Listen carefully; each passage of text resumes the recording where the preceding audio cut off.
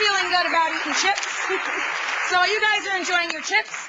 You are going to take us on your latest finds across the web here. What do you got for us this time? Well, we have a couple of self-help websites, starting with revolutionhealth.com.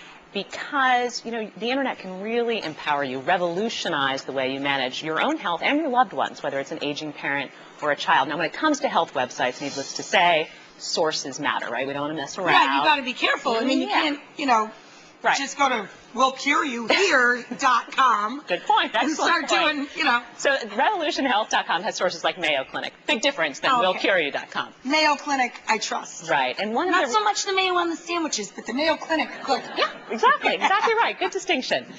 And the other reason that these sites are increasingly valuable is when you go to the doctor's office now, you may get a matter of minutes. That time is shrinking, and you want to use it well. So the more informed you are on the way in, the more informed your questions will be. That's clever, actually. You can go to the site for what you think ails you, and then it'll help you present to your doctor what you really need and want to know.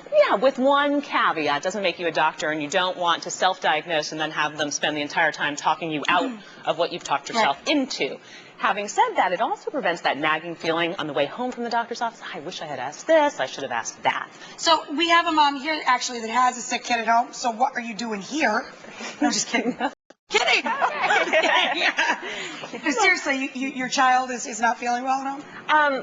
It's not that I don't know if he's sick, but I noticed that he gets this, like, he's 10 months old. He started eating food. Itty-bitty. He's itty, well, he's itty-bitty. Itty-bitty. And he gets this, like, orange, patchy, dry cheeks and nose. And I was just wondering maybe if it's, like, a food allergy. It's something he's just starting to eat food. Yeah, that's a good one. Or... I don't know what example, not a crisis situation. Nobody's bleeding. He's not really sick. He just gets rosy cheeks. And you're They're curious. orangey. Yeah, You're right? Orange is my favorite color. I believe Harrison is his name, right? Harrison. All right. So let's say we got Harrison at home. I'm sure he's adorable. We got the orange cheeks going on. Everybody looks good in orange. But not on the cheeks. Come on. So now we're going straight down here. By way of example, we're going to click on something called the symptom checker.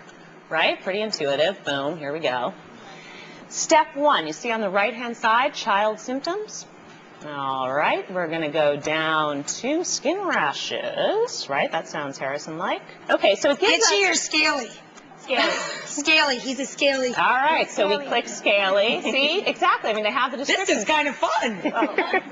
So now we go down to... Oh, affects cheeks. Nice. Good listening, Rachel. I'm very impressed. You could be a PA. Does it follow him eating certain foods? Yes, right? You're a nurse. I love this Cooking thing. Okay, so now accompanied by red cheeks, right? We'll call it red cheeks? Yes. Okay. So yeah, they don't have orange, sorry. Yeah, orange wasn't an option. Close enough. So now we submit this. It searches a database, right? And it's going to come back with step 3, potential results. Now, again, this doesn't make us a doctor or you a nurse. However, it doesn't mean little Harrison has any of this. Correct, and you don't want to self-diagnose. Well, he probably doesn't have that yet. But dermatitis, that doesn't sound so bad. All right, so we don't panic now. We start to say which one has the most patches. Maybe that's my scenario.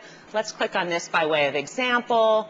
Again, I'm not self-diagnosing, but I'm reading this. I'm a little bit more informed. When the doctor starts talking, you know, and you're worried about your child, you're not. Right. You know, sometimes you don't even hear it because you're so worried about your child, and you're like, oh, what did he say? Or I should have asked this, I should have asked that. So great on the way in. Also on the back end, once you get the diagnosis and you go home, you can talk to other moms, compare notes. Did you switch from carrots to beans? Support groups if that's useful to you, and tracking. So if it's something that he's going to have to deal with over time, you can say, how are we doing? And that adds value as he grows up. In conjunction with working with your physician. Exactly right. Cool. Of course, we're going to have links to all this on our website. Take you wherever Regina's taking us today. Now, from the doctor's office is something else a lot of people dread as much as going to the doctor shopping for a car. What do you got in that category? Oh, boy. Second biggest purchase for most people. Women, every survey says, pretty much dread it. So many choices, so many price points. Where does a girl begin?